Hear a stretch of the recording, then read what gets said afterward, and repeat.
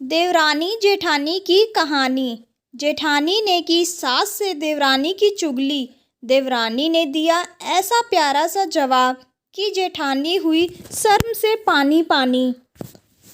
बड़ी बहू, अपने कमरे से छुटकी जरा किचन में सब्जी देख लेना, लग ना जाए। मैं पिंटू को होमवर्क करवा रही हूँ। कमरे के बाहर से देवरानी की आवाज़ आई। देख लूँगी दीदी।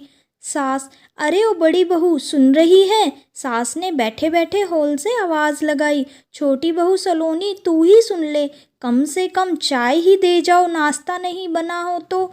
ना जाने कहाँ मर गई दोनों की दोनों, कोई भी नहीं सुनकर राजी है। लगता है ये दोनों आने से रही महारानी जो ठहरी। मैं ही जाकर देखती हूँ कौन सी कमाई कर रही हैं दोनों महारानियाँ। इतने में सलोनी फ़ोन पर बात करते करते किचन की तरफ आई और फ़ोन पर बात करते हुए कहती है, ठीक है मम्मी, बाद में बात करूँगी, मम्मी जी के नाश्ते का समय हो रहा है, फ़ोन रखती हूँ, नमस्ते। जैसे ही फ़ोन कटता है, सलोनी सिर पर हाथ रखकर, भगवान, दीदी ने सब्जी देखने को कहा था, आज तो सारी सब्जी जलकर स्वाहा हो गई, आज तो पक्का मेरी खैर नहीं।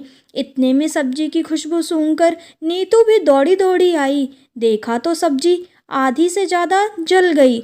दोनों देवरानी जेठानी हक्का बक्का होकर कि अब क्या करें।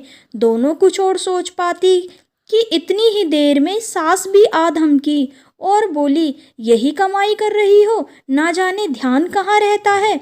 आग लगा दो अपने अपने फ़ोन को। लगी होंगी दोनों अपने फ़ोन में। अभी तक ना चाय मिली ना नाश्ता।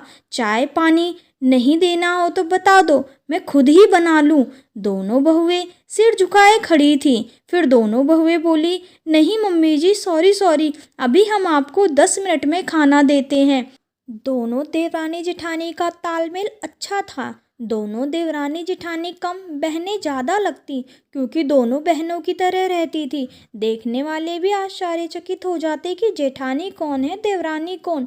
गलती चाहे किसी की भी होती, दोनों एक दूसरे को बचाने के लिए उस गलती को अपने सर ले लेती कि मम्मी जिसे डांट ना पड़े।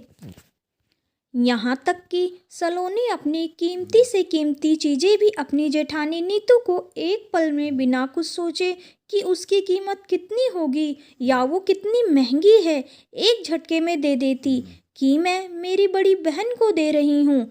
एक दिन पूरा परिवार घूमने गया। घर को लॉक लगाने की जिम्मेदारी बड़ी बहू नीतू की होती। जल्दबाजी में नीतू घर के पीछे वाले गेट को लॉक करना भूल गई। सब घर आए। सास की नज़र घर के दूसरे गेट पर और जोर जोर से चिल्लाई, नीतू, ओ नीतू, रास्ते पर लाना चाहती है क्या हमें, या चोरों को दावत देना चाहती है कि आओ हमारा घर लूट के ले जाओ। किसकी जिम्मेदारी है घर को लॉक करने की? सास बोली, इसलिए मैंने तुम दोनों बहुओं को काम बांट रखा है, कौन क्या काम करेगा, ताकि कोई किसी के भरोसे ना रहे। नीतू, इतनी बड़ी गलती, यह उम्मीद नहीं थी तुझसे।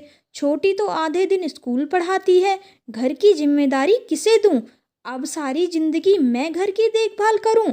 अब मैं दोनों को गर्म गर्म रोटियां भी सेक कर खिलाया करूं, कपड़े भी धो दिया करूं, बोलो तो दोनों के पैर भी दबा दिया करूं, फिर दोनों महारानियों की तरह मुझे ऑर्डर देते रहना।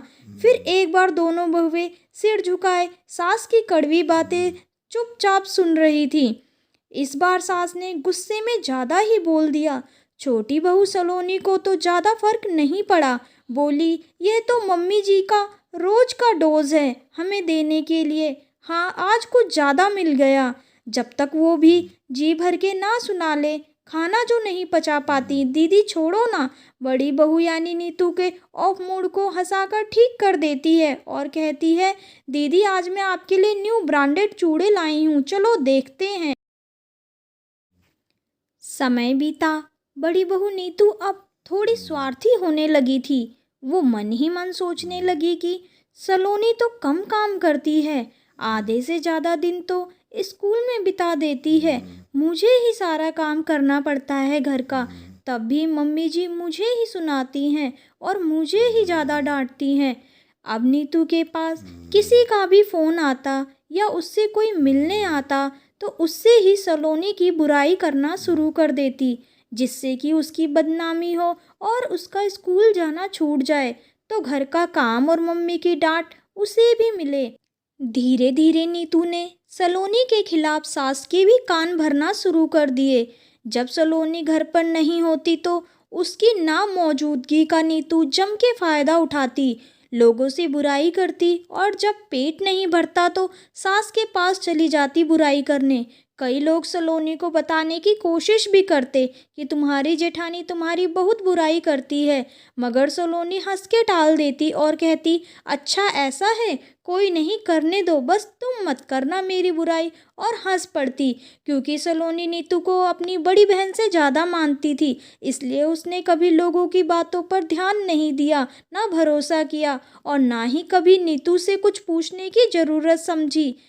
एक दिन हमेशा की तरह सलोनी स्कूल पढ़ाने चली गई, लेकिन स्कूल का हाफ डे होने के कारण स्कूल से जल्दी आ गई। सलोनी अपने कमरे की ओर जा ही रही थी कि बगल वाले सास के कमरे से सास और जेठानी खूब हंस रही थी। सलोनी खुश हुई, मन ही मन बोली, चलो कम से कम हिटलर सास को दीदी ने हंसाया तो सही, मम्मी जी हंसती भी हैं आज पता लगा। और अपने कमरे में घुसने ही वाली होती है कि जेठानी की बोली गई एक लाइन ने सलोनी का दिमाग खराब कर दिया और उनकी बातें सुनने को मजबूर कर दिया।